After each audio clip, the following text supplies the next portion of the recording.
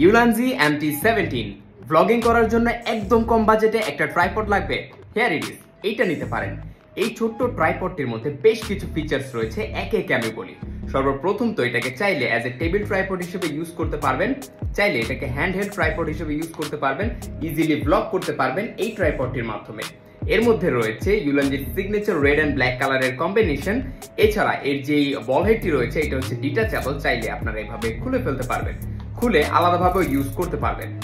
এছাড়া এই যে বল হেডটা রয়েছে এটা 360 ডিগ্রি রোটেটেবল, আপনারা চাইলে এখানে যে বাটনটা রয়েছে এটাকে পুশ করে দেন এটাকে আপনারা রোটেট করতে পারবেন যতখানি প্রয়োজন ততখানি। এছাড়া এর উপরে 1/4 ইঞ্চ স্ক্রু হোল রয়েছে, যার মধ্যে আপনারা চাইলে ক্যামেরা অ্যাটাচ করতে পারবেন অথবা চাইলে এই ধরনের মোবাইল হোল্ডারও ইজিলি অ্যাটাচ করে ফেলতে পারবেন এন্ড আপনারা চাইলে আপনার ব্লগিং স্টার্ট করতে পারবেন।